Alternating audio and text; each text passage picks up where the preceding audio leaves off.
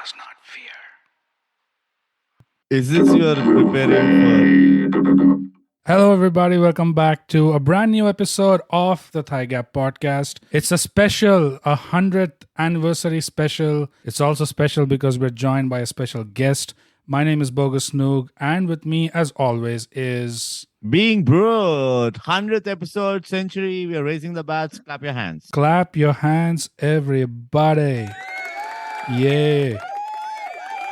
Yeah, cheap crowds, But- as always. Yep, but not just that, we're also joined by a special guest, McNullity, returning back to the ThyGap podcast. McNullity, welcome back to the show. What an honor, guys. Inviting me to your 100th episode. I already feel like Paul Atreides as the Messiah to be here on your 100th episode. What an honor. Thank you That's for right. having me again. That is right, McNullity. What an honor indeed. You've already appeared on the podcast 4 times now, and with every passing time, that sensation of honor, it's just going to get more diluted. And Absolutely. Yeah. And also, McNulty, it's our honor to invite you for this cost that we have paid for you. yeah, I think it shows our status as professional podcasters that we are only able to afford you. So the honor is ours with all humility. yeah. You know what we can do next time? You can give me a different name, and I could come there with a different voice modulation, and you can call me a different guest. Oh, Just to switch it up a bit. Yeah. Yeah. Ideally, we do this like behind the stage. We don't discuss these strategies upfront with the audience in the view. yeah. But any which ways, thanks for revealing us, exposing ThyGap. Mm-hmm. Yeah. And it is also 100th episode special. our honor, of course, to take what was once a special feeling for you to join a podcast and talk about something and make it more regular and bland and repetitive. So we're absolutely honored by that. McNulty, killing excitement since 2020. That's 2000, bro. So, of course, our episode this week, even before we get into that, bro, the most important Yeah. thing that we do, our ritual, our Absolutely, Bogus. initiation is... Eat 3 rasgullas. Make our voice sweet. Where are we on the socials, bro? On Instagram, we are at @_ThyGap. On Twitter and Vero, we are at. @ThyGap. And our email is... mindthygap@gmail.com. Excellent. Now we move on to the main reason for this episode. This episode is on Dune. Yeah, because we love deserts. Mm-hmm.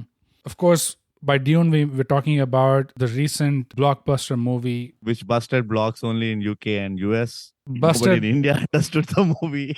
busted them blocks all over the place. Denis Villeneuve and Hans Zimmer and Our personal friends. a few other good men join hands to take on this Herculean task of... Ridiculous. it's almost unthinkable to make a movie on Dune just because of the scale and scope of the story. Yeah. So, McNullity, you're the special guest. You love Dune as well. You're a cinephile. People have heard the Bane of Christopher Nolan episode.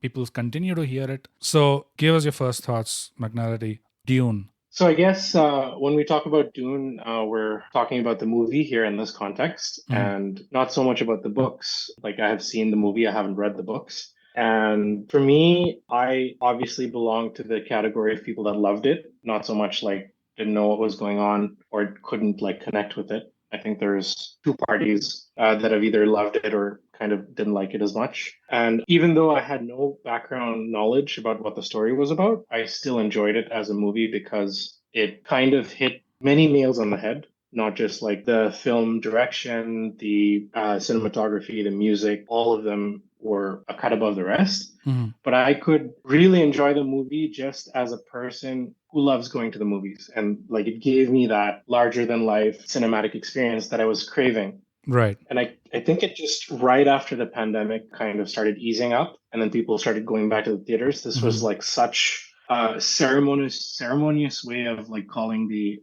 people back into the theaters. Right. It was just like a beautiful gift for me. And my first thoughts were like experientially speaking, like I took my family one of the 4 times I watched it. Oh, I should say that I watched the movie 4 times in the theater. Mm-hmm. And one of the times I took my family with me and I could visibly see them being upset with what was going on the screen Right, and right. them not connecting. The lack of context. So my dad, Mm. Lack of context. Like I could see my dad huffing and puffing and looking at me. He's like, "What did you bring me to, dude?" Kind Yeah. of thing. Yeah. And my brother too. He's like, "Do you not know? Are you not wise enough to know that not to bring us to these kind of movies?" That kind of Right. thing. And for Right. me, it was appalling because there was everything in the movie that you could appreciate without knowing the background.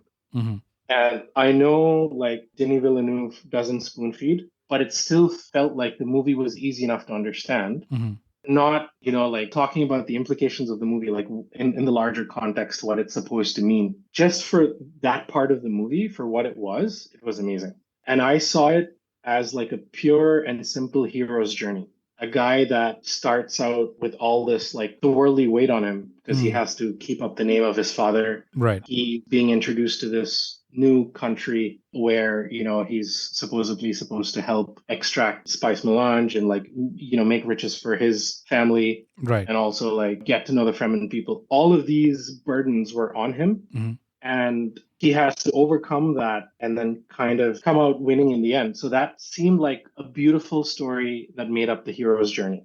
So I just saw it as a hero's journey from Right. going from a guy with the weight of the world on his shoulders, having full of self-doubt, Mm-hmm. not knowing that he can pull it off, Mm-hmm. to being able to do those things. So just in terms of that, I enjoyed it a lot. And we can get into the weeds about the philosophy behind where this is going to go. So yeah, to me, it quite simply talked about a hero and how his journey like kind of was from beginning to end. Yeah. No, yeah. that makes sense. So unlike Denny, I'd want to provide some context to our listeners, Okay. unlike what he did in the movie. The favorite segment of Bogus, where he goes on to a 23-minute monologue, Mm-hmm. still leaves people confused. Like, what did he just say? Yeah. And the favorite petite death of Brute, where he gets to interrupt me. Sure, that must have been satisfactory, Brute. Absolutely. Hope you have tissues. Best part of my day.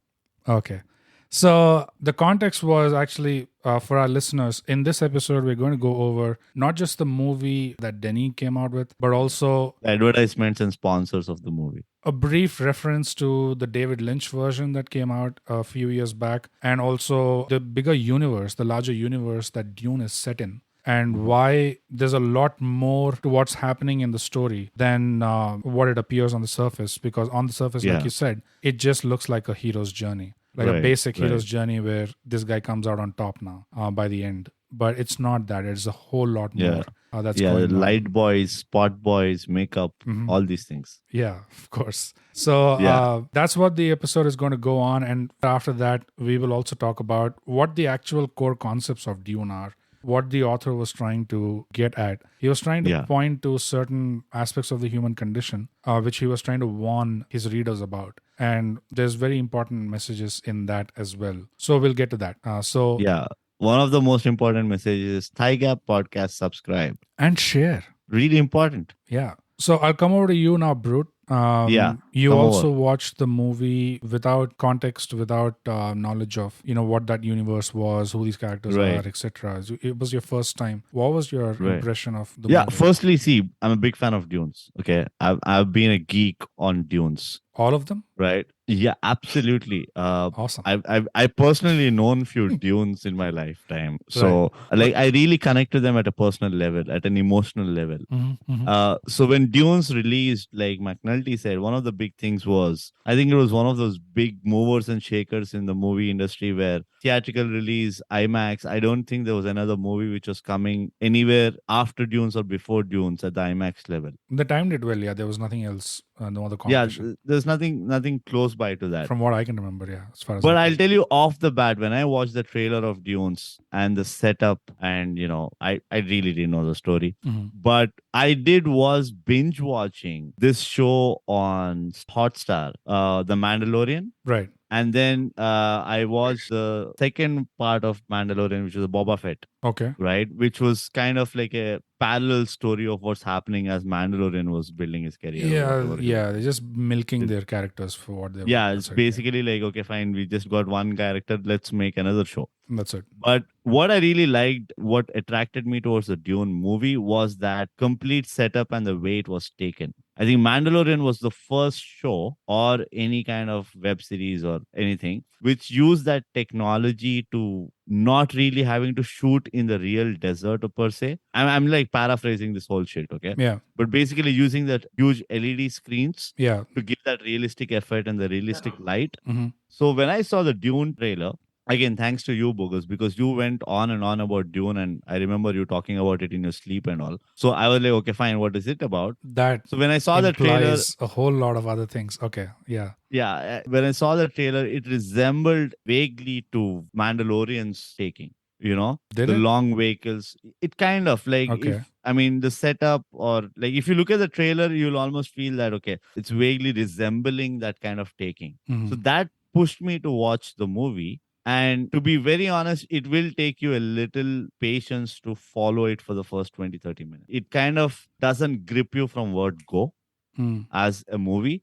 But if you're patient enough for the first 15, 20 minutes, then you start getting gripped into it. Once that sisters come and then they put that guy's hand and then the sound starts kicking in, or when I say sound, the music starts kicking in. That's when, as an audience, it really kind of grips you. But I think the director took his own sweet time. He was in no hurry to like, mesmerize the audience per se. Mm. But once you reach the end of the first part, which is what I assume it is, Mm. right? At the end of the movie, you almost become restless that why isn't there a second part? Yeah. So that gradual growth of grippingness of the audience was something that is really amazing. It's a trademark term now. Yeah. Absolutely. Grippingness is an official word in Oxford Dictionary. Thanks to ThyGap. Thanks Subscribe for and that. share. Yeah, input, bro. It's almost like saying I took a look at the Dune poster and the orange Yeah. hue made me go Yeah. plan a vacation in Goa. Absolutely. For 3 And days. also, very similar to McNullity, I just have a little difference of my perception towards the Dune story. Mhm. It was a ridiculously handsome teenager's journey through puberty. That's all I could see. It's more The chocolate whole boyish. concept of Yeah.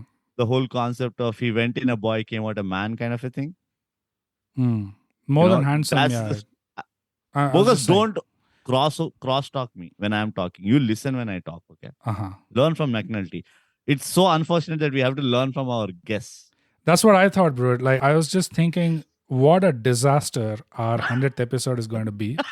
Because for all the casual moviegoers, they're going to hate me and McNullity because we're going to go in deep down into the weeds now. And for all the cinephiles, they're going to hate you because you're like, I love Dunes. I liked all of them. I saw three of them yesterday by the street. Now, No, where do maybe what he liked was Twin Peaks, not Dune. Exactly. But see, my job is to attract the masses. Right. So Right. We're going nowhere. Like I can see this. Anyways, let's just power through it and see where it takes us, bro. the story of a teenage boy going through puberty. That's Dune's part 1. Wow. And then he got a venereal disease or something. Some worms were crawling through his junk. No, there is definitely that mother sentiment. Happy Mother's Day, which is there on the sidelines. Holy shit. And obviously fantasizing woman in his dreams. Obviously a teenager going through puberty. What more? Yeah. Don't you see it? There was no porn in the future. Yeah. But okay, from my part, I want to set up the context for listeners who are also in the same boat, which is, I don't know anything about this universe. I don't know anything about these characters, but it's a Denis Villeneuve movie and there's Hans Zimmer providing music. So I'll just go watch. And it's been a while, post-pandemic, like you said in McNullity. I'll go watch because it's a good team behind this film. And for those folks, if you were frustrated, I don't think I can blame you. I can't blame your parents, your brother. I can't blame anyone who thought, well, I don't see what's the big deal. Because this guy, Denny, he was talking about how he decided on what the screenplay is going to be and what's the narrative going to be like, because he already has an example of the David Lynch movie to pick from. And so he said he decided, I wanted to make a movie that my 14-year-old, the 14-year-old Denny that read the books and wanted to see the adaptation. This is what I would want to see. So in the interest of pacing, in the interest of plot, like Brute mentioned, which is right, by the end of it, the way they paced it, by the end of it, you're left feeling wanting. It ends a little too abruptly. Yeah. And you're left with the feeling that, no, I want to see what happens immediately after. Yeah. You almost keep pressing the next button, Yeah, yeah, thinking there's an episode, but no, it's like it's done. yeah. Only 3 Dunes. Where's the fourth one? Yeah. Yeah. So the main thing is this guy did not bother to spoon feed about the story, about the universe, about the characters, purely because that would make the movie suck. David Lynch was given the task of directing Dune way back in the, I don't know, 80s or 90s or whatever. And shockingly, he was just 24 years old when he got this on his hand. I don't know how someone at 24 can say yes to something like this. But he did. Yeah. And he actually did a great job. Yeah. Especially with the set design and the worm and a lot of other things. But he tried to explain, like he tried to service the audience by saying, okay, you may not know who these people are. You may not know what the hell is going on. So let me explain each and every situation, each and every planet, how this world works. And of course, in all of that, it kind of felt long. It kind of felt dull. Like you couldn't really pace your plot points properly enough. So that was one director who chose to do that at 24. But now then this is another director who goes the other way, thinking, even though there's many people who probably are not going to understand, why this movie is good, whatever. But my North Star is my 14-year-old self going to be happy with this movie? And that's how he made it. Luckily for me, before watching the movie itself, I was so hyped on this movie because I had some idea about the scale of the story. This is like 5 or 7 novels. And the story of Dune universe actually goes across thousands of years. Rulers change hands. I think dynasties change hands. Dynasties change not hands. just rulers, yeah. Yeah, and thousands of years actually. So what Denny touched upon in this story is just the very beginning of it. And I was sure, okay, this guy is not going to bother with any explanation whatsoever. So I went looking into... Because teenagers never listen even if you try to explain. They don't, yeah. Yeah. So I was looking into YouTube and I found this guy called Quinn's Ideas. He made this Ultimate Guide to Dune, a playlist, where he kind of just explained the plot points and what happens with the characters, how the story progresses forward across all of the books. And I thought he did an amazing job because it saved me a lot of time of having to read the books and, about soil structures of a planet and all that stuff, where I could just come down to the brass tacks. Who are these characters? What is their life going to be like? And I thought this guy did a great job. I'll link that playlist in the description of this episode. If you watched Dune, and this is to the listeners, if you watched it and you felt, I don't see what the big deal is, I don't get why people praise this so much, then I would suggest you watch the first 2 videos in that playlist. That's good enough for this Dune part 1. And then if you rewatch the movie, then you'll really see what was done. Not just by Denny, also by Zimmer. And spot boys and makeup men, light men. All of them. So I want to explain just a very few basic things to our listeners. One is, if you think Dune was about a typical hero's journey, like Paul Atreides, this young guy who is thrust into this unexpected situation where he has to become a man because he's the chosen one, he's Neo and all that stuff. It kind of looks that way, the movie. And that was a very clever thing that they did. I thought it was a very clever misdirection. Rather than showing all their cards, they narrated the story in this way so that people relate with that common hero's arc. This guy is the chosen one. This guy is coming up in this world. He's Luke Skywalker or he's Star-Lord, all this stuff. So Jason Bourne. Yeah. So I recognize this trope. So, okay, I get it. This is the story you're trying to tell me. But actually, Paul Atreides is not even the hero of Dune. In fact, he is probably something opposite. In the actual Dune universe, Paul Atreides is like a warning sign, an ill omen for disaster that is coming. And that is the truth of where the story is going, actually. But the clever way in which they set up this first movie, just so people who are unfamiliar, they still have something relatable to that, I thought that was a masterstroke. McNullity, you watched the first couple of videos, right, in that playlist?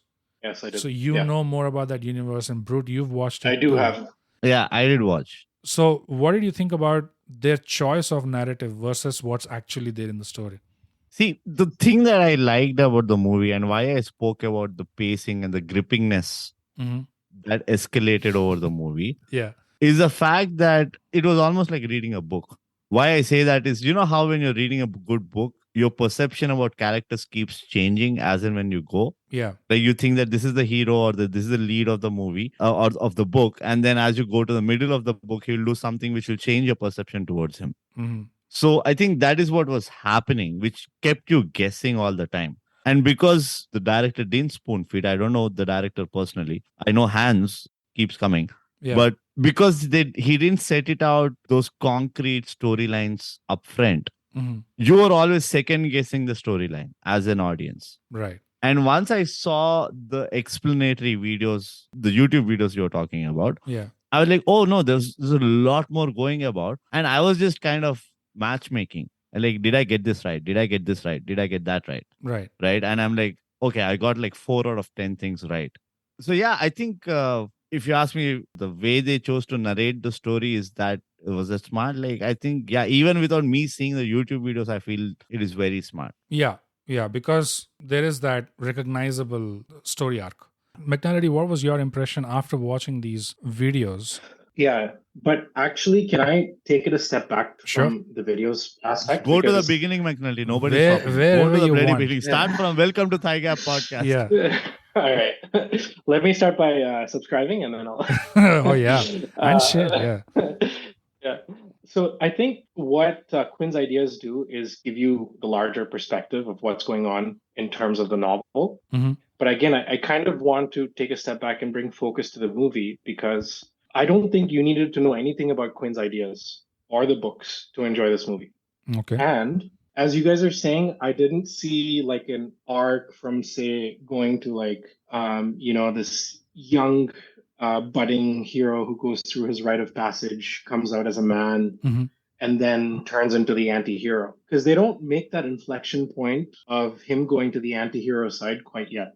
Yeah. It's not like Breaking Bad, where you see, a Walter White actually make that arc quite Yeah. clearly. So we're alluding to the whole messianic complex, right? Like where he switches from being the good guy to the bad guy. But the way I saw it in the movie was he's just like a pure kid who has the best of intentions, and he's trying to do the best he can with his inputs, basically. Mhm. The Bene Gesserit come. The Bene Gesserit, for our audience, is basically The sisterhood. the people, the women, the sisterhood. That's actually like a shadow government that's trying to like plan out the entire Imperium, Right. in a like an optical way. You have the mother who has high expectations of him, Right. and he's Paul Atreides. He's one of the most powerful houses in the Imperium. But to me, what touched me as a human being, as a guy that can empathize with the characters, is actually one of the scenes Denis Villeneuve constructed outside of the books, Mhm. which is when they go to Leto, that's Paul's father's grave. Yeah. And they're actually talking. And these are moments that show you the innocence of the hero. And that's why you're rooting for him, Mhm. right? Like, you want this guy to win. And he's like, hey, Dad, what if I'm not enough? Yeah. Right? And the dad says, even if you're not the guy, you'll be enough because you're my son. Right. It's enough that you're my son. And I think when I first heard that dialogue, it was like, how many sons Nepotism. No. I think he's trying to say that even if you don't choose this mantle, or if you don't choose to succeed me, it's enough that you're my child. That'll always be enough for me. Yeah. You don't have to go and accomplish things that far, like outlast me, or you don't have to do these great things. Yeah. And I think this is like a big complex sons have, because normally in even ordinary lives, the fathers have done like good things in relation to what you've done, let's say, as a young adolescent. Right. And you have to somehow succeed your father in better ways. You have to step And out it's of his that- shadow. And Yeah, exactly. if he You casts have a to step large out of the shadow, the bigger the challenge is fucked. it's going to be for you as a son Yeah. Exactly. to do that. Abhishek Bachchan and Amitabh Bachchan. Rohan Gavaskar. bro. Yeah. Yeah. Rohan Gavaskar. Stuart Binney. Yeah. The list And- goes on. And you never know whether you're making your parents proud, and especially your father, right? True. Yeah. And for him to Yeah. have heard this, Mm. imagine how much of a weight that's off his shoulders, right? Yes. He's Yeah. already struggling with being a mentat. He's already struggling being the Kwisatz Haderach, or whatever the Bene Gesserit have for him. But he's not. And He's not struggling with all those things per se at that point of time. He's only struggling with his inadequacy and. that's true. Yeah. That's true. Yeah. But eventually he'll have to struggle with the idea of the Lisan al-Gaib, Yeah. which is what the Fremen give him, the name that he's the savior. Mhm. And those moments like that really touched me. And why I also started rooting for him is when he goes to Arrakis, like when they, step down and, you see the Fremen people like Maudib or Miss Alain Gaib is here or whatever. Yeah. And the mother tells him what that chant is. Right. And he goes like, yeah, they're only told to see what they're told to see, right? Like they don't actually know that I am the Messiah. He's full of self-doubt. Yeah. If he wanted, he could like jump on that pedestal and be like, yo, I'm the second coming. There's something I can Right? add to that. Like, That point, the reason why Paul reacts that way to his mother, saying, they're only seeing what they've been taught to see. So what Rebecca, his mom, who is a part of this Bene Gesserit secret society sisterhood, who are this shadow government, like you said, they have a huge influence, and they often are like consigliaries or counselors to emperors or heads of these powerful families. But they have their own agenda in the back end. And Rebecca, Paul's mom, is actually a Harkonnen. She's from that family. Yeah. So she's actually this daughter of the Baron, I think. I don't know if she's daughter or niece or something like that, but she is a Harkonnen. Yeah. So the reason why Paul reacts that way is because it is the Bene Gesserit actually that have been that planted that legend of Lisan al-Gaib and Muad'Dib. There will be a mother and a son who will come to the desert, and so they created this narrative, this story, hundreds if not thousands of years before this event actually happened. Because, in a society, if you have to plant something that you want to see springing up into a religion, into a cult, you need to give it time, right? You can't just expect it to start doing that overnight. Yeah. So that kind of myth, they started laying from thousands of years before, about a mother and a son that would come to this planet, and the son will turn out to be the Lisan al-Gaib. He will lead them to their freedom. He will be their salvation. That's the kind of legend that they built up.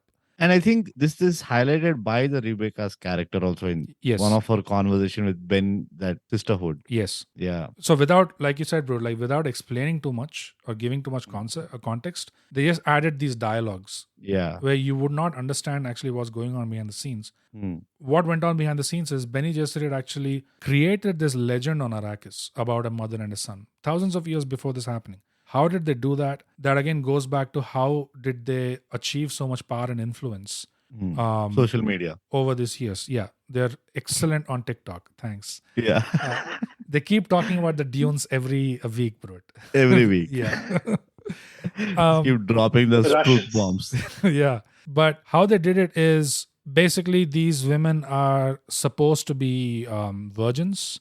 And during their adolescent years, they go through this initiation ritual. They have to drink this liquid that is kind of like make or break. You either come out of it alive or you're dead. And a lot of these girls die. So the ones that are alive actually surpass. And because of it is basically drugs. So it basically causes you to have hallucinations. And you tend to gain prevision. That's what they call it. Like you can just see. The premonition, right? Premonition. You can see things in the future.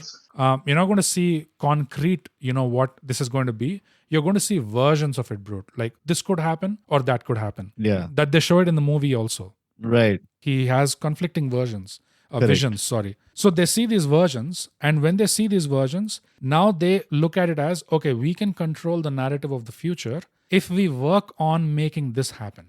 We had one vision. So that one vision that we had could be one of a possible many eventualities that will happen. But because we saw one vision, we can now control society and engineer society to a direction where our version probably bears fruit. That's how Bene Gesserit tries to gain that back-end control.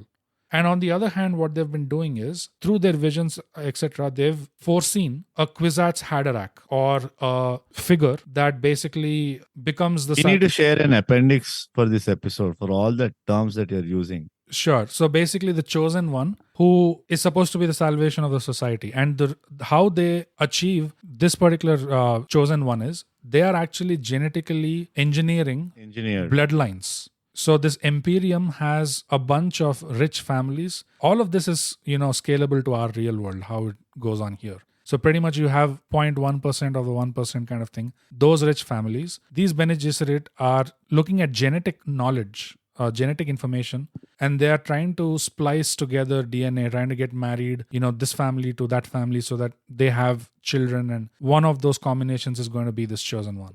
And with Rebecca, Paul's mom, Her mission was, you need to seduce Duke Leto and you need to become his kind of Bene Gesserit whisperer. Right. And maybe marry him, have kids with him, etc. But she was especially forbidden. Sorry, go Quote ahead. him. Produce actually a daughter. A not daughter. son. Yeah. Yeah. She goes to produce a son. As per the Bene Gesserit visions, their expectation was that the chosen one would be a daughter. So they would have forbidden Rebecca to have a son with Leto. And what Rebecca does is the firstborn happens to be Paul. So because now her maternal instinct kicks in, and she's also no small fry in the Bene Gesserit order. Like she was trained directly by the lady who asked Paul to put his hand in the thing. Yeah. Right. So she was trained by her. So she has, she's very adept in the ways of the voice and all that stuff. And so she passes this information or this knowledge down to Paul as a way to protect him from, again, the Bene Gesserit and everyone else. So Paul is someone now who comes up as the son of someone like Duke Leto. No matter how much magical shenanigans your mom is involved in, ultimately a good father, a solid father, has his own impact. Like you said, that scene with the graves of his ancestors, right? That one thing that the father says to his son, which is such an important thing to let your son know at that age, to give him that sort of security, that regardless of all this, you're still my son. And the other kind of upbringing as well, Gurney Halleck, which is Josh Brolin, Thanos, he also, that amazing scene, I really love that scene where he comes to train him in combat. Yeah. What does mood have to do with it? What does mood have to do with it? Yeah. Yeah. That is the other. I was going to bring that up. I forgot. But yeah, it's a great one. Yeah. I love that scene because every time I see that scene, it reminds me of ThyGap because we've covered that so many times. Like you have to go past your mood. Even the last episode we talked about it. You don't get to 100 episodes without, like, you're not going to feel up to it every time. Even today, if I really had the option, I would have asked to move it because I was kind of feeling groggy and I had a long day, etc., etc. But mood just doesn't come into it. Yeah. Right? And that was why I loved that scene so much because he first of all establishes that Who's the boss? Yeah, who is the boss? And mood does not come into this because you can't predict when danger is going to come. The world that we live in, you never know when it's going to happen. And the same thing Rebecca does with Paul. Even in the introduction scene, when they're having breakfast, she has to pass him a glass of water. There's no stakes in that scene. She still makes him. Yeah. No, out of the blue, you just have to use the voice now. And he says, I just woke up, Yeah. And that's the thing, like, can we find a time and a place for this? And everyone around Paul is trying to sensitize him to the fact that there is no time and place. Yeah. You could have an assassin hiding in your bed, right? Which was the case. That's what I'm saying. So they're trying to train him in the right way. That mood has nothing to do with it. Time and place has nothing to do with it. Even in that scene with Gurney Halleck, where the mood scene, the other thing that I loved is, I don't know if this is the actor who did it or if it's the direction. But after the whole mood thing, Gurney Halleck is telling Paul about how crazy the Harkonnens are. He has this dialogue where you don't know what Harkonnens are like. I've met them. And he goes, they're brutal. Almost like, Dude, spit flying I out was of just his going to face. mention that. Yeah. Dude, I noticed that too. It's like the way he says it. Yeah. It's like almost like, bringing the reality of that harshness to Paul. It's like making him realize, dude, you don't understand. I have to get animated about this for you to know, like, brutal. Yeah. And it kind of stands out, right? Because the line reading... The line reading of the dialogues before and after that is on one kind of tone. And then the minute he says this brutal line and the way he says it, it stands out. It reminded me of Kubrick, actually, funnily enough. Because sometimes Kubrick was, by way of criticizing him as a director, people tend to say that he makes his actors overact sometimes. So if you think back to The Shining, where Jack Nicholson, when he's chasing his wife, like a madman. The way he acts, all extra manic and over, as they say. And if you think about Clockwork Orange and how those guys behave, one would think that, okay, if you have such a prestigious director like Stanley Kubrick, he's going to go for the prestige. He's going to go for the, the realism finesse of it or the finesse. Yes, the finesse of it. But then you look at something like 2001 and Space Odyssey, pretty much silence. Actors don't emote at all. Yeah. It is the dread of the machine that you feel. Then you come to Shining and you come to Clockwork Orange. Everyone's like overacting more than even our local industry movies. Like the Telugu movies or in Hindi movies we see. The overaction goes beyond. to be fair, they're playing neurotic characters, right? Like they're not supposed to be. Even though they're playing neurotic characters, right? Kubrick, it is said, I mean, you must have heard of how many scenes, how many takes he likes to do. Yeah, dude, that So guy's nuts. Yeah. Kubrick, it was Yeah. said that he deliberately pushed his actors, to do more crazy, go more crazy. Even if the actor's like, this is bordering on comical now. Am I in a Marvel or a DC movie? It's almost like that. But he's still pushing them because it has the effect on the audience. That effect where even as the audience, you can recognize that this is not natural. What I'm seeing or what I expect from maybe Jack Nicholson or what I expect from maybe the Clockwork Orange actors or even a director like Stanley Kubrick, this is a little odd. This is a little off. And that's the effect I thought this brutal, that line delivery had in that Dune scene. That was amazing, I thought. Just the way he said it. No, I love. Yeah. I think what's more amazing is the elaborate monologue you gave for like a 0.5 second scene. Of course. Yeah. And the one thing that I remember of Kubrick that, when you're talking about Shining, you know what he did to Jack Nicholson before they shot that final scene, that wife chasing scene? What? So apparently for 2 weeks of shoot before that day, he ordered the whole pantry and the canteen people or whoever was in charge of the, the food to only serve bland tuna sandwich to Jack Nicholson. Oh, yeah. So that, he gets really rattled up. And on the day of shoot, like, he'll just let him loose and and after the scene was confirmed, like, logged or whatever, he just took him out for a dinner, saying that this is all I needed that tuna sandwich for. So I think there is a lot of directorial play in how you want to emote and emote. I'm sure there is some amount of improv that is there. I mean, a guy like Josh Brolin would definitely not hold himself back from improv, especially for the fact that he did Deadpool and all. But it still has to root out of a director as to what is that impact. This is where I want people to like wake up. Yeah. This is where you're not just waking up Paul, you're waking up the whole theater. Right. Because dull scene, you gotta wake them up. Right. And that is the effect that had. Like, it stands out. Yeah, absolutely. If you again look back at Paul, like not just his dad, but also Gurney Halleck, who was looking after him. He is in charge of the Atreides army. Duncan Idaho, Khal Drogo / Aquaman / Jason Momoa. Yes. He's actually Paul's / the mentor. Tanzanian Australian. / the biker. Okay. Yeah. Now, he's supposed to be Paul's mentor, like more directly someone who's mentoring Paul. Hands-on guy. Yeah. And you can see the relation that those two share as well. Right? There's no superficial relations, especially in the Atreides household. It's all, even people like with the doctor as well, they have maintained that kind of familiarity, which eventually turned out to be their downfall, of course. But yeah, the fact that these parallels where everyone was trying to sensitize Paul about no time and place, no mood, you got to do it. Let's talk about it later. McNullity. I don't know. One of the 4 times I went to the IMAX, we went with local friends, and our Canadian women friends were gaga over that guy. One thing is that he's just like eye candy. He looks fucking handsome. He talks with that kind of prestige and that honor. Very stoic body language. Stoic, yeah. Stoic, but he means business. Like, he's not fucking around. Like, dude. Yeah. This is where our problems are. This is how we need to fix it. He's also a caring guy. Like, when they get on the Thopter to check out like a mining expedition, and then something goes wrong. Yeah. And Dr. Kynes, the black lady, she says like, "Oh shit, I think this is the way we can actually what do you save the spice." What's the word I'm looking? Like, save the spice. Yeah. And he goes like, "Fuck the spice, I don't save the people." Yeah. Right? I'm here to like protect my people first.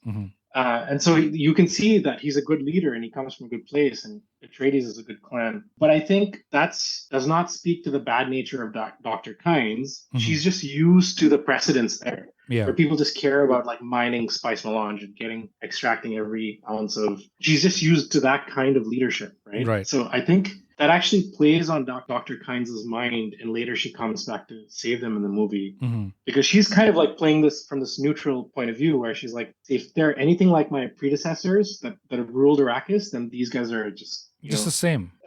Same shit, different, or same smell, different shit, whatever. Yeah. Right. But she kind of susses them out, and then I think she sees that they are coming from a good place. And then later she goes to save Paul and Jessica. But yeah, coming back to Leto, I think he's just like formidable in that role. He was just awesome. Yeah, I don't know. He felt like the kind of father every son needed almost. Yeah. And he's also very fierce in protecting Paul, right? Like he asked Jessica, if it comes to do or die, are you going to protect our son? Yeah. And she says, like, what's gotten into you, right? He's like, I'm not asking the mother, I'm asking the Bene Gesserit lady. Yeah. Right? He's very well aware that she's playing two roles. She is, yeah. So he's like, yeah, like it felt like he knew what was going on, except for when he got obviously killed. But I think one of the things that I liked about that character Leto, the Paul's father's character, Yeah. is, and I'm not saying that I'm speaking more in terms of acting. Mm-hmm. I always felt from the time they are given that project of, mining spice and all that, and then he gets to know that he was set up and blah, blah, blah. And his personal bedroom stories that were happening. This MI6 agent is not being straight to him. So, Where, what are you talking about? Rebecca, like okay. he was in Mission Impossible, right? Right, so right. You gotta keep up with the continuity, bro. Oh my God, yeah. But the thing that I really liked about that character is how he thrived in helplessness. He was lonely, he was helpless, he doesn't know where to turn towards, and he was shielding all that against his son. But yet he thrived in that. Like he kept moving forward, kept sticking by his responsibilities or whatever you say. That balance was really done well, according to me. It's very difficult place to be mentally also. Like we all feel that. Right? We get up in the morning feeling helpless, not liking what we're doing, not seeing the light at the end of the tunnel, but still we wake up and kind of move forward. So you can kind of relate to that. But when I saw this Leto's character, I was like, yeah, this is every guy.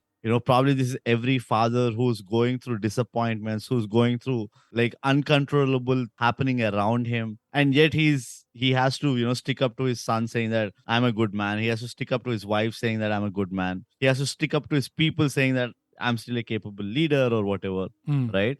That was amazing. I think not just from the character, but even from the acting perspective. I kept seeing that helplessness in his eyes till the end. That's a good catch because, I'll come back to that. So the casting of the guy itself, Oscar Isaac, I thought, great casting. Yeah. And more than the casting, it's the look, the character look that they brought with his salt and pepper beard, which is neatly defined, and the costume and his stoic body language in that. It was so good. His performance was also so good for such a small role. But that's the tragedy of the character, I feel, Leto, is that we never get to see his peak, like his best moments. The moment we're coming into the story, he's already on his way out. And it's almost like what you spoke about, Brute, in his eyes. It is because he actually understands his time is up. Yeah. He knows He sees it coming. He sees it coming, and not because Rebecca told him. Because he just Rebecca knows. Also knows that his time is up. Because what happens is when the Bene Gesserit, after the Gom Jabbar, the test, that they put to Paul. That's the music it comes, right? Yeah. That's where I really seen. You're saying? Sorry, I just, speaking of the Gom Jabbar, I don't know if you guys noticed the subtlety in Timothée Chalamet's acting. When he's actually first puts his hand in there. Yeah. And the way you kind of appreciate the pain that is being laid on you, he's like, okay, this is how you're going to test me? I don't know. That just subtle expression was like so new for me. He wasn't like, like trying to control it. He was just like, okay, let's see what else you got kind of thing. I don't know. Timothée Chalamet is also a great cast. Oh, yeah. He was just so good with his expressions. Dude, that moment when he's going through the pain, he's holding it, and he stares back at that sister who's and there's like bloodshot eyes. You can see that he's crying and whatever. And the sound that I'm making is the moment he looks up and stares back at her is when that sound comes in the music, in the background music. Yeah. And that's when you're like, dude, this guy just became a man. Like this guy is going to give shit back to whosoever comes his way, or like at least you get that impression, right? That this guy figured it out now. And just that look up, I think that killed it for me. Like that was like, this is brilliant. Like this guy just killed it. He made us feel the pain all this while, and now you feel stronger along with him as an audience, and that's extremely well done. You don't get to go through that a lot. Yeah, I think a lot of that is in the direction for sure. Because for sure. I heard some of the behind the scenes for that scene, the Gaunjaba sequence, He including belted him. including the how they showed her using the voice, like Neil, and how they showed the immediate edit, the transition of him. Yeah, that was That they good. did so well. So subtly done, but it conveys the meaning. And what you said that he became a man in that scene. Actually, in the movie, that's where the Bene Gesserit mother gets Realizes. a surprise, almost like a shock that, oh, this guy is not what I thought he was. Not what we think. Yeah. I think she Paul- says that even in the movie. Yeah, she says that. Paul She himself. comes out and tells Rebecca, MI6 is a better job for you. Don't do this shit anymore. Like, Yeah. So Paul himself actually still has no clue. Where Paul actually woke up was in Arrakis when he gets down and he inhales that spice for the first time when they're trying to, save those people. That is where he has his wake up moment actually. Because Paul is all about visions. yeah. That's where he gets his power from. Like, he actually can see visions into the future. Possible futures, I mean. Which was supposed to be like one of the powers of this Kwisatz Haderach kind of person. Yeah.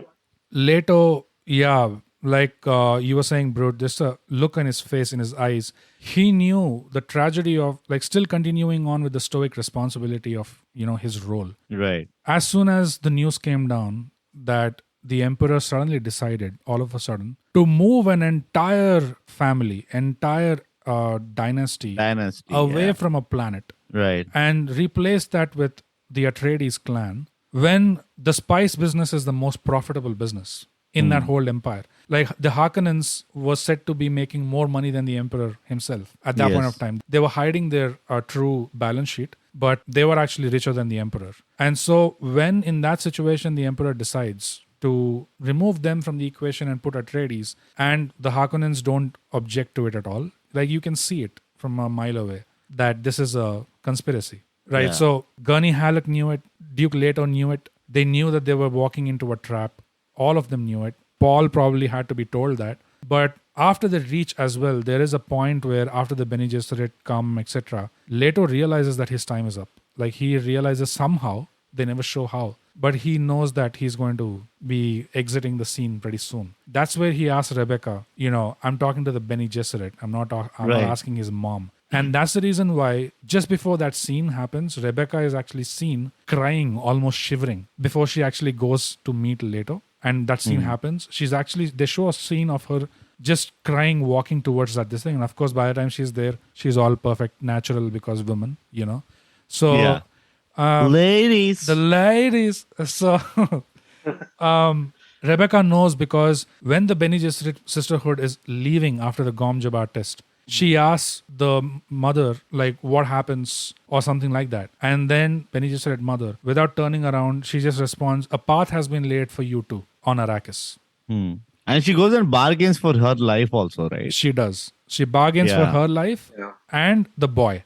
Paul's life, yeah. Because now They leave them alone. as far as Bene Gesserit is concerned, these two are vital to our storyline now. Yeah. Leto, he's extra. He's so done. the minute she says a path has been laid for you too at Arrakis, that's when Rebecca understands, oh, she did not mention Leto. That means he's going to die. And that's what she realizes. But Leto, again, to his credit, he realizes it himself. And he just says, I wish we had more time. Yeah.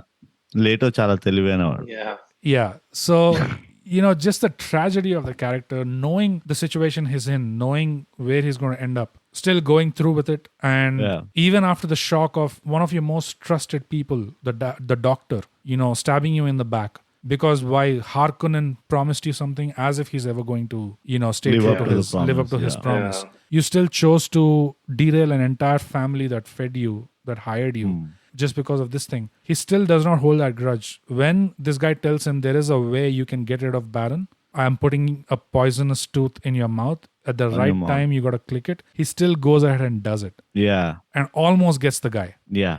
What a character. Yeah. Yeah. What about Rebecca? What about her? You like her? I think she's hot, bro. I think she'll look amazing on some bikes. What do you think, bro? She would really do well in a reverse flip in a 4 feet swimming pool. Wow. That's the next stunt I want her to pull off. Yeah. Apart from cheating dynasty kings and misguiding her own sons, and then being pedantic about using the voice, she can add some flavor to her life. Wonderful. It is for this analysis. that. As a character, if you're saying, I don't know, I find her to be a typical Bollywood mother who's told the villain that I'm on your side, I'm on your side, I'm on your side. Like, fuck you, no. I love my son now. Like, fuck off. The best, like, she bargained the shit out of the whole fucking universe just to so that she can run around in deserts with her son and keep sniffing on spices. I mean, I don't know if you can say much about the character because in the movie they didn't again reveal all that much, the depth behind this lady. But the acting I thought was insane. What she It did, was really good. she acted as if she really read all the books. Yeah, and I doubt it. Yeah. But she's a theater artist, dude. I'm sure she would have read. yeah, she's a really good most of actor, the that's books. for sure. I'm sure that would have been a prerequisite for all the actors who are coming for the audition. That's why Thor didn't get selected because he doesn't look like a reader. Okay. Or he was actually Chris Hemsworth. Chris Hemsworth? Was he ever was in given a the part?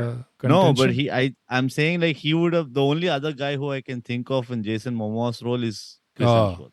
Mhm. Okay. Got You it. know? Got it. Because I've seen in whatever. Let's not digress. As an acting, this thing, I think blanket, I don't find anybody who has not acted well. It's easier to find people who have not acted well in the movie. Yeah. True. Because even the Fremen's leader, what was his name? Stilgar. Stilgar, yeah. No, that James Bond villain. He Yes. has a weird name. Yeah. Character's Javier name is Bardem. Stilgar. Yeah, Bardem. Javier Bardem, yeah.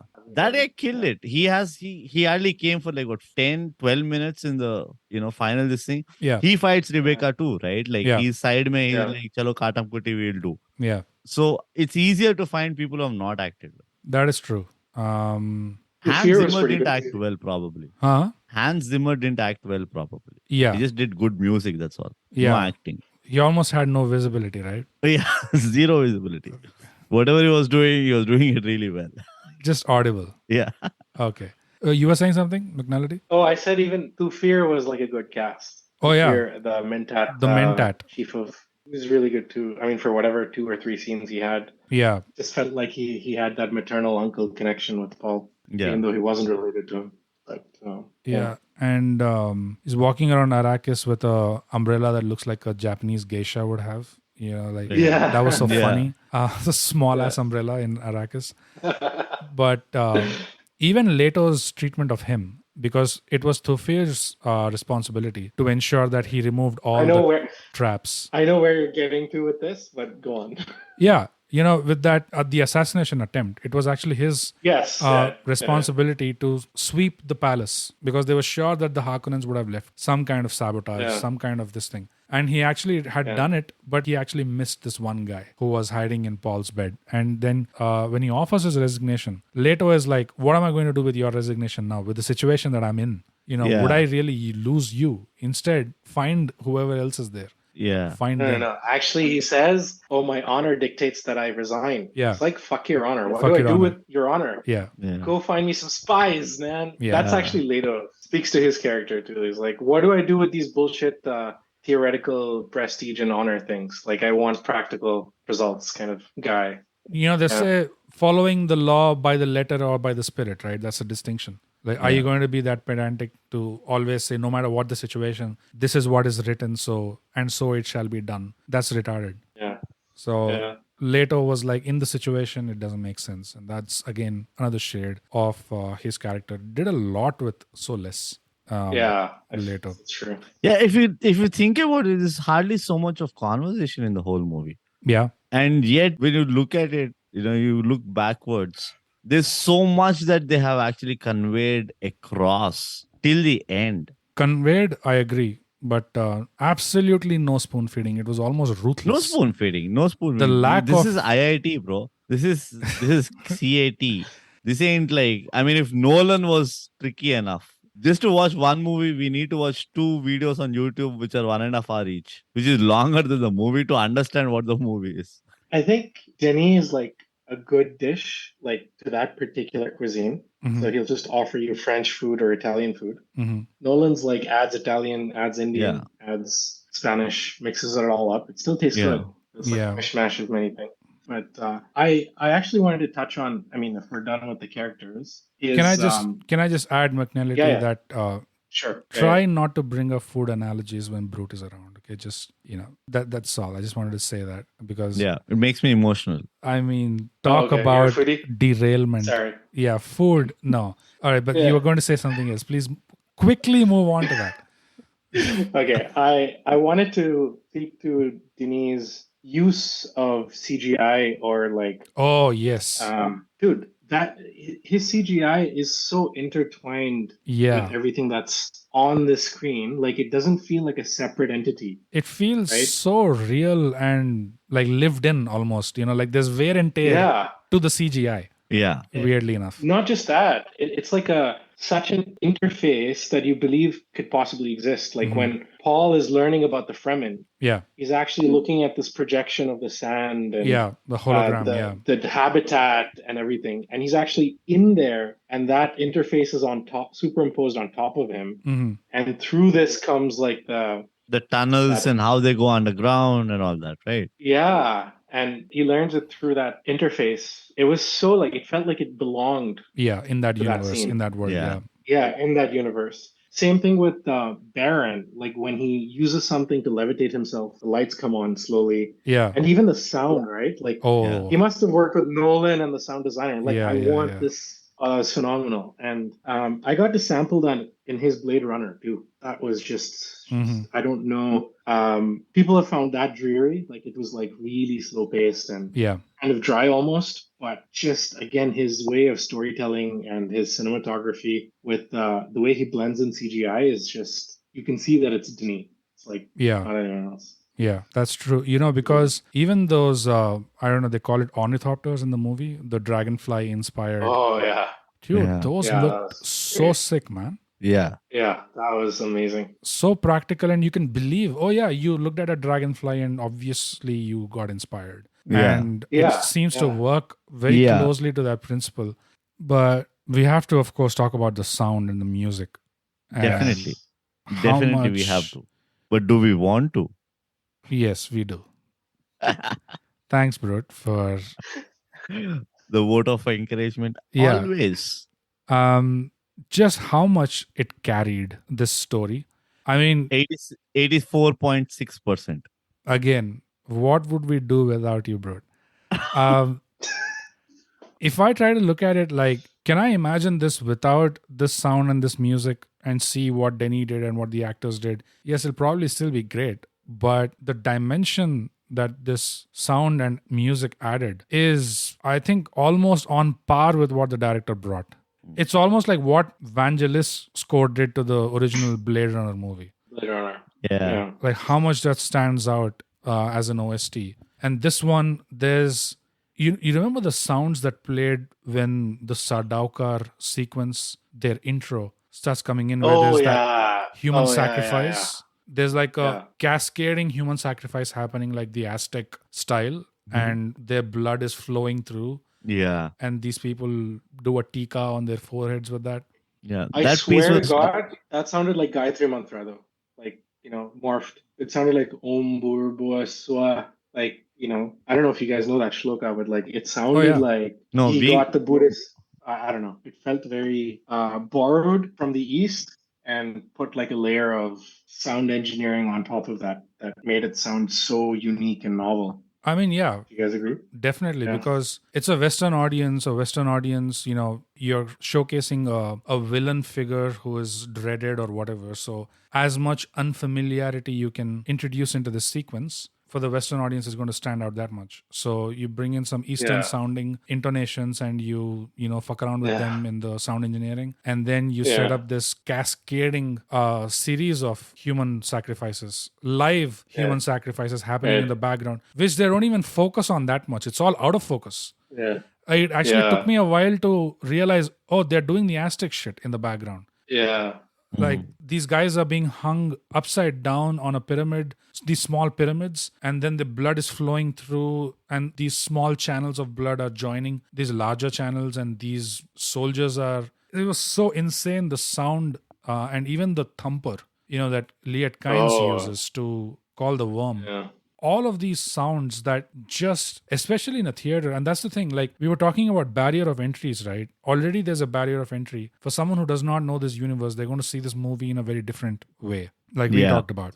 I was about to say that. I think if you really want to enjoy the music, I did the mistake of watching it over earphones and laptop screen or a TV. Right. It doesn't do justice. Yeah, not even close. Yeah. And just how not close, that's the point I was trying to get at, which is already there's a barrier of entry. Like if you're not familiar with the universe and the characters, you're not really getting everything that this director put into it, right? You're not picking up all of the messages that he's left in. Yeah. Which if you do, then your enjoyment of this movie is going to be just, exponentially more. But apart from that, there's also a barrier of entry in which kind of theater you watch this. Yeah. Because just as an experiment, McNullity, I know you said you saw it 4 times in IMAX, right? Yeah. 4 times in IMAX and twice in D-Box. D-Box IMAX is actually where your seat moves along the 4D. They call that the 4D effects. Yeah. Here. The 4D effect. Yeah. So here's the thing. So when the Thopter is flying, you can actually feel like your thing shake. Right. Yeah. So here's the thing. In my cool. experiment, my first time watching it was in IMAX, and it was perfect. The IMAX screen, the IMAX sound, everything perfect. Then I tried it out in a regular 70mm screen. There was a huge difference just between that. I felt like I'm not getting the scale, even though it's a 70mm. And I tried to sit in the front, in the center, to sort of, make the screen relatively more, wider from my point of reference. Even then, I didn't feel it, what I felt in IMAX. Then, for the third time, I tried in a 4DFX theater just to see if that would be better. It was the worst. My worst experience. It was the worst? It was the worst for me. Oh, really? Yeah. Okay. It felt too gimmicky for me. Like it felt like it was not required because the quality of sound was already making me feel those things.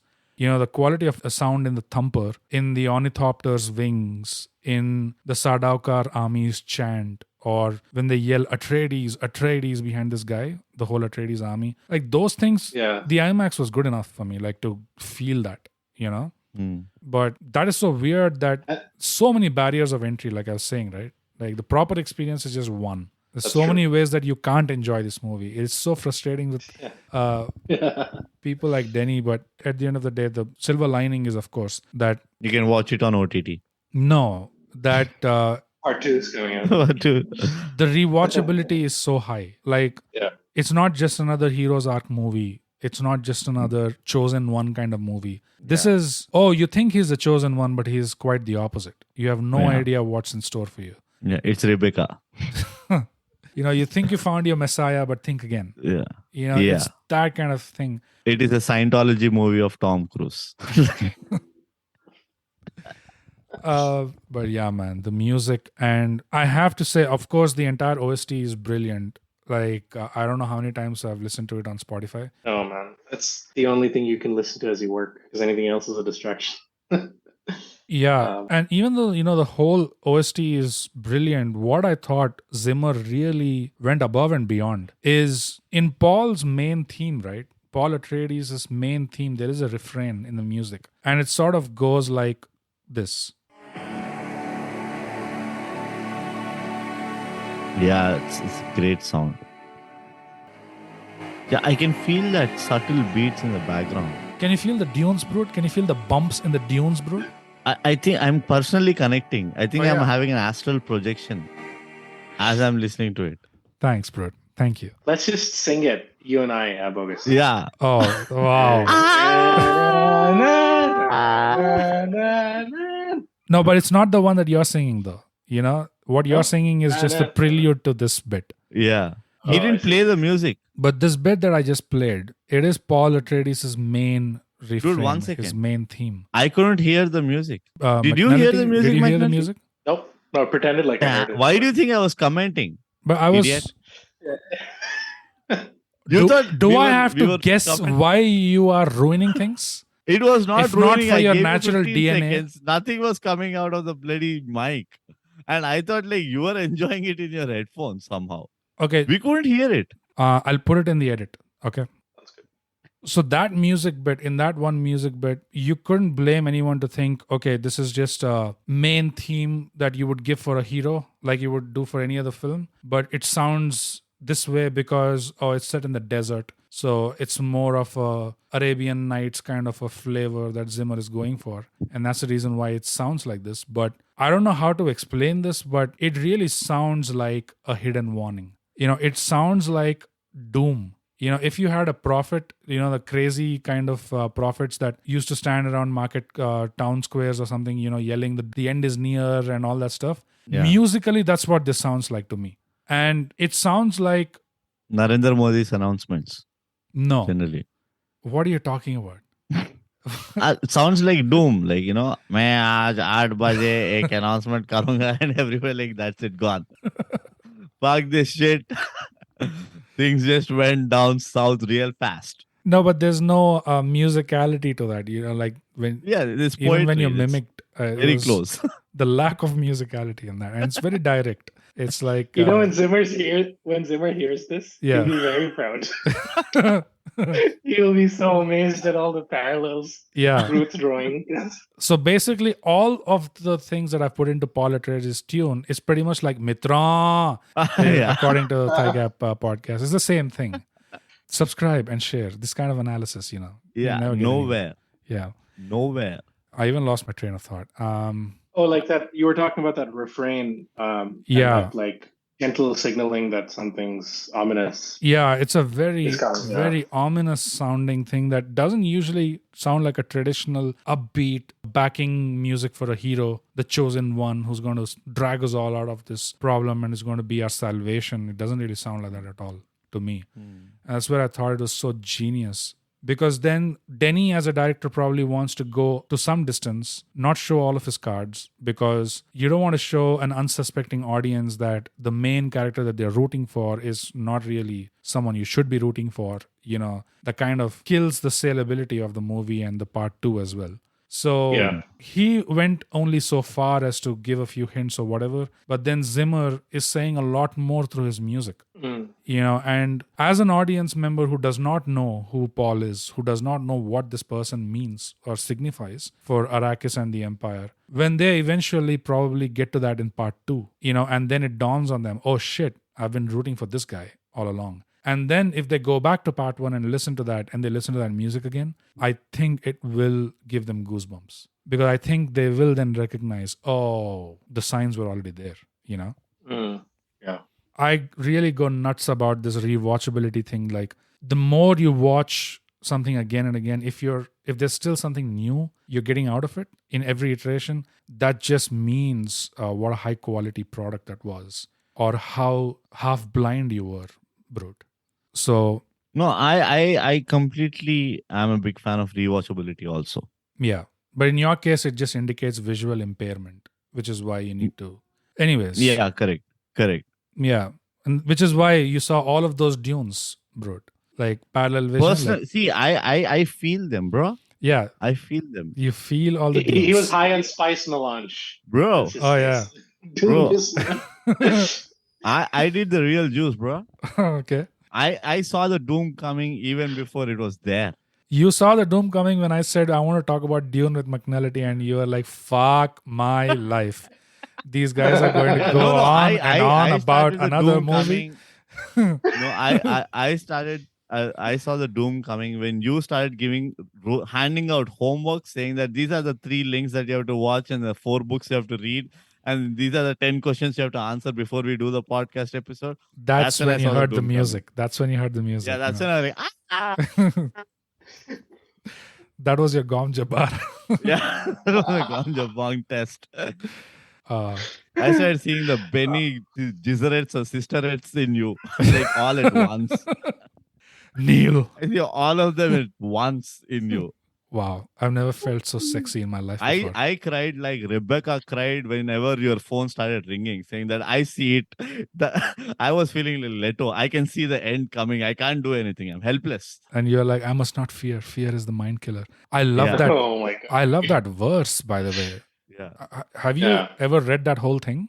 So all the 4 times I watched in the theater, there was no subtitles. So Oh. like what happens with one gripe I have with Zimmer and normally Nolan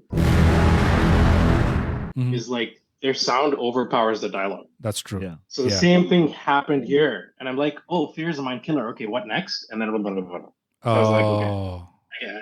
that's too bad. So, but I wanted to go back and read it, but I Mm. never got the chance, or I never thought about it again. So, but yeah, I'm sure it's nice. Yeah, that whole verse is almost like you can adopt it as, a life lesson, as something that you would apply in your life. Like there is something you look at later, and there's so much to learn about stoicism and being a good father, and even Leto's glances without any words.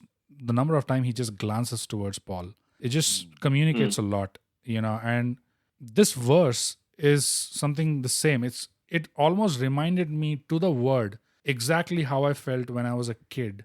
And I remember the first time I decided that I'm disgusted or I'm sick of how afraid I am. Do I even need to be this afraid? Let me try it out. Let me see what happens. What's the worst that could happen? And kind of going through it with fear, going through it with fear, trembling, because it was wholly unfamiliar and new.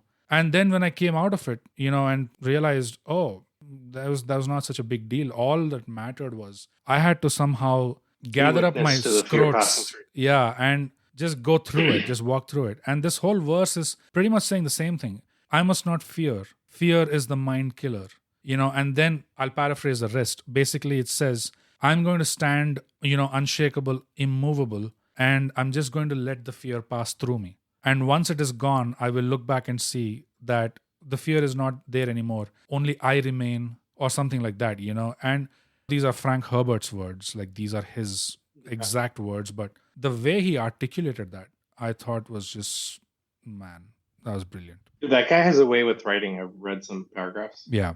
He just writes amazing. And it's not just about the vocab he uses. Like he has fancy words, not denying it. But the way he ties ideas, concepts together and makes them makes you see them in a new light. Yeah, like I have the book at home and I wonder.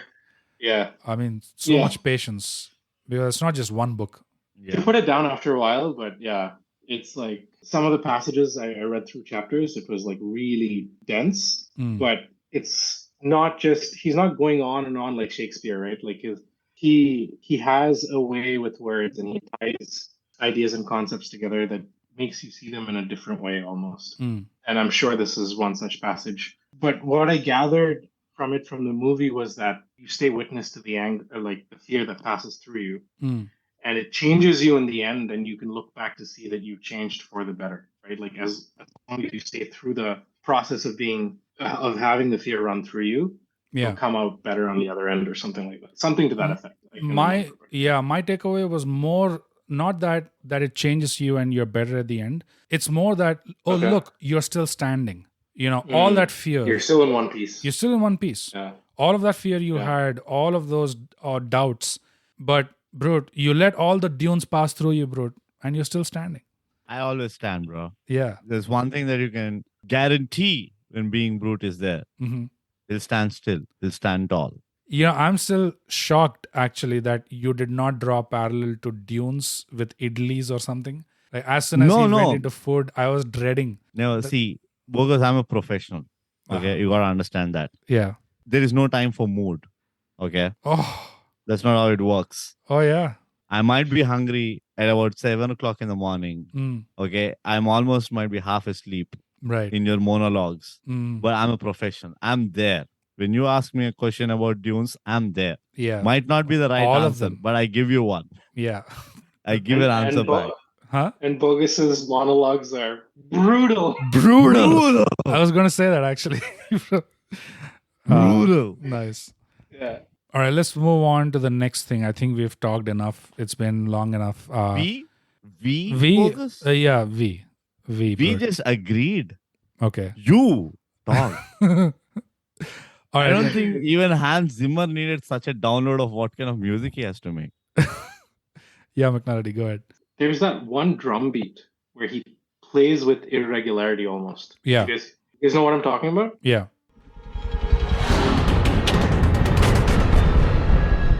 Drum beat. And like it's not like symmetric. I wish I could play it, but it comes quite often in the movie. How about this, McNullity? You share that small clip with me. Yeah. Or give me the timestamp or something. I'll add it in the edit. Sure. But go on with that. I was like, it's just he doesn't sometimes defies symmetry. like he just because a note starts somewhere, he doesn't see it through and like what he would expect it to be. He breaks it and he fragments it. He reminds me of Rahman in other ways, but like it's just breaking the convention. But just listening to that beat, you can see what kind of a composer he is. It's just like against the grain, against the tide, unconventional, just pure genius. I'll send you the link, but yeah, for sure. yeah, you'll know what I'm talking about. Awesome. So yeah, like I was saying, we've been long enough into this, and given the opportunity, I think McNullity and I probably could talk about every scene. Yeah, that's provided given an opportunity. Given an opportunity, but we're not giving ourselves that opportunity. There's no opportunity given here. There is none, yes. Yeah. And you made sure of that, Brute. Just your presence. Absolutely. Is because I do my job. Ensuring that. Yeah, thank you. Whether it's raining or sunny or whether it's a desert or a forest, I do my job. I'm a professional. Of course. We'll move on to the next thing that we wanted to talk about. And I'll listen more. Okay, Brute, this time I'll listen more. And I'll agree if you want with what you're saying. Listen though. Yeah. So this next segment is more about the messianic complex that people tend to have. This is what the author was trying to get at with the books. The core part of his message was, look how people tend to gravitate towards messiahs. Absolutely. These messiahs are chosen or thrust upon in that place. And then all stress in the world is put upon their shoulders. And then now people can relax and try to live vicariously through them. Their successes are defined by how the Messiah is doing. And if the Messiah fucks up, well, we know who to blame. We know who the scapegoat is. Hang the bastard. Yeah. And now our hands are clean. So not just this aspect of the human condition, but also the fact that, okay, you got one guy in power. Let's say you got so lucky that you found an ideal ruler, an ideal king, Aragon. What happens after he's dead? What happens after the power changes hands? These are the kinds of things that the author was trying to talk about with that messianic complex. How, as human beings, we feel compelled to choose one man, one voice, the chosen one. Always one. It's not a group of... It's almost always usually one. What do you guys think about that? First of all, Bogus, great listening skills. After you declare that you're going to listen more. I think it's an example for the oldies how to imbibe that listening skill. Right. Messianic complex, I think it's a very real issue. It is closely related with climatic conditions. And you see in Dunes why the Fremen never connected to the complexion of Paul, because they don't relate to that color scheme. Because Fremen are much more tanned and much more beige in color, whereas the Paul and the Astrides were much more fairer. So it is a real thing. People don't voice it out more. Like, we also saw how the Messianic complexion has created two religions of Christianity from, the Middle East, and then about 100 kilometers away, there is Islam, which was created with much darker complexion. Well, and obviously our gods, which are, the Eastern gods, were multicolored. Their complexion comes in blue, green, depends on, which part of the, subcontinent they were from. So all these puts really a perspective into you as to, do we have to believe as the same species into this complexion issue of the Messiah? Wonderful, bro. Just how much did you plan to make me regret and cringe in pain? But mission accomplished, Yeah, but I genuinely feel this is something that the world has to really look into deeply. And if we don't look into it now, with the, the climatic global warming, I think there won't be an issue, as everybody will have the same complexion soon with more heat and lesser ozone layers. Right. We should listen to Greta Thunberg when she tells us how brutal it is. Thank you, Brute. Over to you, McNullity. Yeah, I think what is your take? It's going to take us a while to really absorb and process what just came out of your mouth. It's a test of your listening skills, obviously. There will be questions. It tested many more things. But McNullity, go ahead, please. Add to that wisdom if you can. I can actually try. Because what Brute was talking about was, I think he was being flippant about it, but he might have actually a point there. Always. I'm a professional, McNullity. Yeah. But I'm interested how you found a point in what I said. So exactly. Please. No, I mean, the point I found was like how colonizers always have to come to the rescue of the colonized, right? That's what I think you meant by that. Like, somewhere on the other side, who looks a certain way has to always come to this side and save you, Mhm. Yeah. which is probably the point you were trying to say. And that's always the case. Like, normally colonizers write history and they always have this character that's empathetic towards the other side. They go become one of them and then save them. Mm. So, like, it's like a savior complex almost. So I can see that. I even thought of it. I didn't know if it was just like being cast a certain way on purpose or if it just kind of default happened that way, because I don't think Frank Herbert talked about how the aristocrats look versus how the common man looks. Mm. I can't speak to that, but I don't know if it was Denis kind of like a purposeful way of casting it this way. I think he just went for whoever suited the role more. But again, it like Fruit has a point. Like I see You where know, he's coming from. McNullity, Genius. I don't think, He is a true listener, Bogus. we, First of we all, need don't to have to like. intellectualize whatever he said, because probably what he really meant was the Fremen don't have fairness creams, and that's as far as it goes. Yeah. Like the And Atreides also, did not they share don't fair have- and lovely with them. They don't have skin protection See, yeah. in So their clothing styles. Having said which, I still agree. I'll tell you where I was leading that point to. It's a good bit. It's a joke. I agree. oh, But I'll tell you where I'm leading that point to. The point is you somehow always seek for salvation from your own, what do you say, from tribe your own masters. from your own masters. From the people who put you into misery. Oh, okay. You always try to seek that respite from the Approval. people, from the actual ruler itself. Like a Stockholm syndrome kind of thing. Yeah, it's absolutely. And it is never so happened that a rebel actually worked out unless somebody has actually supported from the opposing or the oppression team.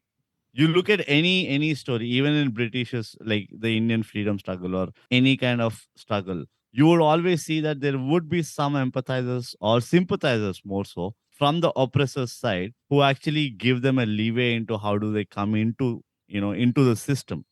And according to me, it cannot happen without that. So the messianic complex that you were talking about, that whole idea of having that one person, etc., I feel it is imperative. And if you don't give that one person all that belief and confidence and assurance that yeah, we believe in you, go ahead, whatever you do, we do, as long as you solve our problem, it is for a good reason, because otherwise it is not possible to come out of their misery or evolve as a tribe or a group, whatever it is. Well, yeah, I mean, the one advantage we have with a singular figure at the top is that there's always consistency, right? Yeah. If we are expecting this singular figure, the chosen one, to decide on n number of things in a given month, let's say different kinds of questions to be decided upon, because it's the one person, we have some sense of, I guess, confidence that we know this person. Again, we never know them really, but we know this person to some extent, and we kind of can expect pattern in how they're going to decide or how they're going to go about it. But then on the flip side, the amount of pressure, the amount of expectation, the margin of error that these people have being in that singular position, all of us knowing that we're all flawed at the end of the day. If there was a way to pick someone special, someone really, advanced than other people, if there is that kind of merit available to us, then okay, that's a different thing. But if all of us are flawed and one of us is going to be picked, then we know that it's kind of it is being set up for failure as it begins. Not again, this is where I beg to differ, because it is circumstantial. It is about why you're choosing a leader for what purpose. If you're trying to choose a leader for the universe to function properly, it will never happen, because you're choosing a person who the universe produced. What you're choosing a leader is to solve the problems that you produced as a set of humans. So you obviously are trying to pick the best of the lot in whatever is available. I don't see that to be a flawed strategy. And also, nature has already kind of done a lot of filtration, right? Nature has a way of picking the best and making that best known to majority of the people. So it starts small, but it kind of snowballs into like this huge impact around one person. Agreed. But how will you create a superhuman if your capabilities are already flawed, right? That's the paradox that I see. We need that messianic complex. Otherwise, we can't move forward, according to me. And also, why do we have to believe that it is forever? Everything has a shelf life. Yeah. We have a shelf life. So does our choice. Even at a ground level, our choices have shelf life. So the idea I feel is even before we go into messianic complex or the whole concept of heroism, I'm dumbing down the whole concept. Hero worship or whatever among our own kind. The bigger question is what are we trying to solve and who are we trying to choose to solve that problem for us? And how are we choosing them? How are they being The chosen? nature is doing half of the job. The exceptions are already known. The best of the lot, the alphas are already known. You don't really have to. You walk into a room, you'll know who's the alpha, right? The nature does a majority of the job. Exceptional men work differently. And how you do it is not the point as long as you're solving the problem. I tend to think of it as like it's a no way out kind of situation because of the inherent flaw itself. It doesn't matter how you try to play it, like one singular messiah figure or democracy or aristocracy, which also has been tried, which is the most popular one of all of them. And the other one is, of course, like a council or a committee kind of thing, which, let's imagine in a society, you try to ensure there is representation from all kinds of skills. Like you have blue collar representation, you have white collar representation, like teachers, plumbers, painters, artists. All of these people are involved, engineers, scientists, trying to figure out a decision. Because if you leave it just to the technocratic people, the level of empathy might be a little too less for our liking, in the sense that they might want to move with decisions with little regard for quality of human life or how it impacts the everyday person on the street. So that's the point now, because we are assigning the jobs to the top brass guys, and these are tough decisions that they have to take on behalf of flawed people.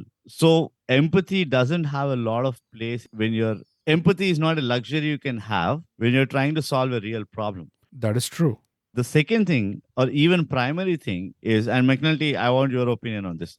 The moment you place a hierarchical structure or a society which is built on the foundation of hierarchy, you've already come into a point where you're like, I can't function without somebody above me. So if you don't find anybody above you, you will ensure that somebody is going to go above you, either by yourself or as a tribe or a group. So my question is, how come that our kind needs this kind of a framework of society versus say a lion doesn't need it, a tiger doesn't need it, or any other species on the planet doesn't need it? So where do you think we became so different that we are having to choose one among ourselves to lead us in a way where we know that we are not going to need him after some time, or where we know that there's a certain shelf life? I thought every animal family chooses their prime or their alpha, like lions. Not by the people. No, but lions family, the king of the lions. pride is not chosen by the female, the lionesses. He goes, challenges the existing king, right? And wolves so it's also have the same kind it's meritorious. It is meritorious, right? Like, what do you call it? Meritocratic? What is it? I mean, we get it. Meritocracy. Yeah. Right? You win, you kill the old king, you become the new king. You don't kill the old king, or you die, the old king remains the old king. That's not how we function, right? Like you said, there's a list of frameworks that we function. There's one way of choosing a leader of democracy. There is aristocracy. Then there is like monarchy. Then there is, dictatorship. There are multiple ways we choose our leaders. So why so many frameworks? That's the bottom line question. Why can't we have one framework? McNullity, that was a question for you. What do you think about that? Yeah, McNullity. I think so. Messiah is a bit loaded, right? Like Messiah is someone, the connotation there is that they're going to come save you from your miseries and take you to a brighter future. But I'm just kind of like tapering it down a bit and asking, is it so wrong for the common people to have a hero? Like, let's say I'm in the ghettos of South America and I want to be a football player. I look at Lionel Messi, I'm going to look up to him. Right? Sure. Like Lionel Messi is pretty much a god for me now because he represents like pinnacle of how to play soccer. Him or Ronaldo, we can fight. But the Messiah bit gets complicated if you take someone like Lionel and put him into a role of like saving you, kind of showing you the light. Yeah, you kind of adore him and you can learn from him. He's your idol and all of that. So I think idols or someone you look up to work as a societal function, like they serve their purpose. Like you can start there, like you can be like, hey, I want to be like that guy. I want to be like that player. I want to be like that actor. And you can kind of work your way up from that. But the problem is when messiahs come and they have to kind of save society, right? Like these heroes that are put in a political context. So whether they're politicians, kings, or dictators, then they have a much larger implication. But even then, like in Dune's context, I don't see why it was such a bad idea for the people to elect Paul as their leader. He exhibited the qualities of a good leader. Yeah. Like he had a lot of doubt. He was working through it. He was trained like by the Bene Gesserit. He was trained by Jessica in that art form. Yeah. He was also a Mentat by the end of it. He comes from a good, upbringing. His father was a noble guy. We agree that Leto is kind of a gentleman and a noble person. Yeah. So he has all these traits. So to me, what's actually happening is it reminds me of The Dark Knight, where Harvey Dent says you either die a hero Yeah. or you live long enough to see yourself become the villain. So the Yeah. problem here is the power structures that corrupt you. So those tip over, like the tables turn after a certain point. So in this case, in book 2, I think after 12 years where they led the jihad and a lot of people die. Right. So there was like a kind of a period where he did good, and then the tables started to turn because he kept that power for a long time, and that power consumed him. Yeah. So it's almost like the function of power structures. It doesn't matter which nice guy you put in there. Yeah. That's going to bring you down. Yeah. And this is where I talk about shelf life. The question is who decides the shelf life? We don't know the answer yet. MS Dhoni is an example. Like you look at the team captains, right? All the great captains. Yeah. More often than not, they never left in a high. Very few captains actually left in a high. Lot of great captains actually left in a very big slump. Right. Yeah. So how do you gauge greatness and then start identifying the greatness reducing? It's a very tricky proposition. Yeah. You have to be brutally honest with yourself, right? Pretty much for that. Yeah. Yeah. That's hard to do. Yeah. It's very difficult to do it. And mind you, we are all flawed already. So there is an existing incapability for us to understand few things, which is why we are expecting somebody to do it on behalf of us. Yeah. But just going back to your point, McNullity, I agree. It was an interesting point you brought up, which is it such a wrong thing for people to have a hero? It's something that we actually touched upon way back when we did an episode called Role Models.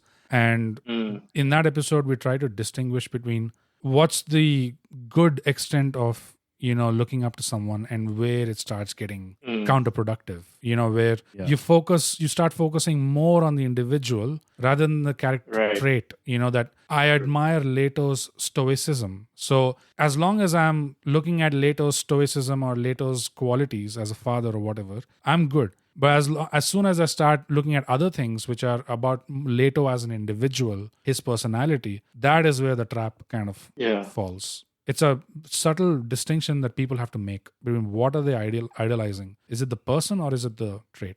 So if you start idolizing the person, it's pretty much like generally people are good at a few things. So they actually are the 1%, the cream of the crop in the talents that they exhibit. But what happens when you idolize that person is pretty much even if they're shitting, you start to idolize that. Yeah. You attribute everything to that person.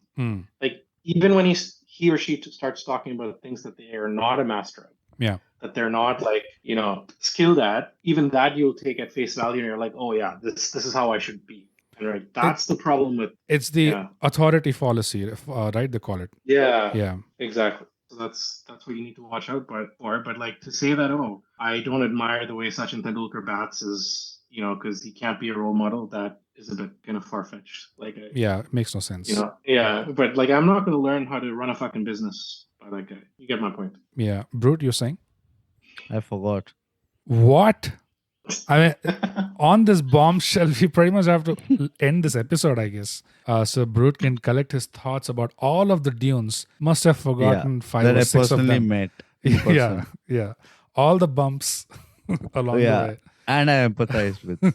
You really forgot? What was the beginning? No, I forgot. Forget it. So it was just a reiteration. You wanted to add something when I said role models and the distinction between. Oh yeah. So out of that episode came another great episode of the art and the artist, which again talks about differentiating, the qualities that you admire versus the personality the individual is. Yeah, that's true. So it's a never-ending debate, according to me, because unfortunately, these decisions are driven by morality or your moral compass. Yeah. And that can never be generalized as much as you like it. Yeah. And also, is that always an either or? Like, can't it be both? Yeah.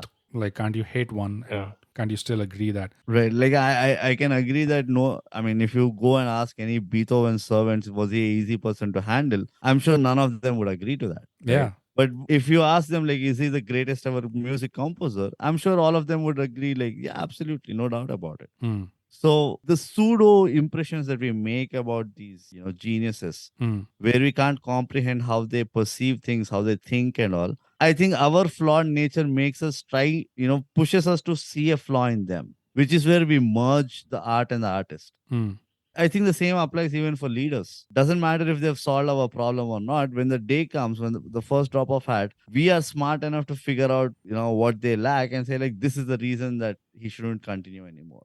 Nice. Well, I think that sounds like an organic conclusion. There was no conclusion as such, but pretty much it was once like again. Any other ThyGap episode. Yes. Once again, it is the 100th special of the ThyGap podcast. Brute and I, both of us, cannot believe that we are even looking at this number. And the reasons for that, of course, we went in the previous episode, in the 99th episode. Yeah, listen to 99th episode. It's all about the 100th magic episode. of the 100th episode. Yeah. But one short of the century. Yeah. Yeah. We preluded the shit out of the 100th episode. Nice. Good anticipation. Oh, yeah. I mean, when you're at 99, if you can anticipate that, the 100th one is coming 100th was this right around the corner. Man. I actually call it right. short-sightedness. Yeah. You've got all your dunes in order. Anyways. Yes.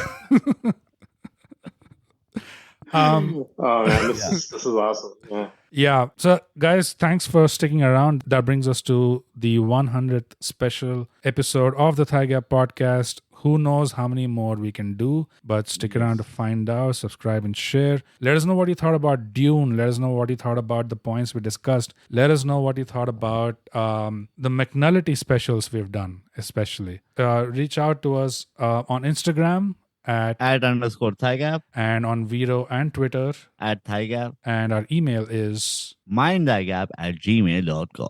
McNullity. Once again, thank you for showing up, especially on an anniversary episode. It's always great to have you with us. Any last words before The pleasure is all mine. I just wanted to say that this is commendable on your part to keep going, to keep striking the balls, even when the mood doesn't permit you. Yeah. And keep showing up and setting an example for us all that we should do something with our lives outside of the mundane jobs. So more power to you. Kudos. Keep doing what you're doing. Thanks, bro. Brute. Thank you. Thanks, McNullity. Any food related? You made us emotional. Yeah. Yeah, because you want me to speak like a guest? Definitely. So, any food related analogies you want to leave us with? Yeah, I was just checking. 100th episode is like the third dosa you eat in the afternoon. Right. Okay. You don't know whether you are full. You don't know whether you are still hungry. Wow. So I think when you are in doubt, always continue eating. And that's what I believe, I strongly feel we will be doing, because we've been doubtful since the episode 1. And if anything has motivated us, it is that doubtfulness that we had. Yeah. How long? How bro, much? Save some space for the vada, bro. How many dosas will you got? Yeah, that will be in the 200th episode analogy. But does it feel weird? Does it feel different, bro? How does it feel like? I mean, I don't know if I feel any different, to be honest. No, it's like the 32nd birthday that you celebrate. Exactly. Where it doesn't matter. It's just another day. You're going to your work. Yeah. You're doing your job and coming back home and dreaming of the salary date. So, it's the same with us. Yeah. Every weekend we tune in, we come up, we record our episode and dream for that one, the angel investor who will come in and say, like, here are 10 crores, guys. Yeah. Make it big. That's it. But that's the dream. Yeah. That's the perfect example. It's like the 32nd birthday, pretty much. Yeah. All right. Well, as we always say, guys, ThyGap podcast, subscribe. And share. And share.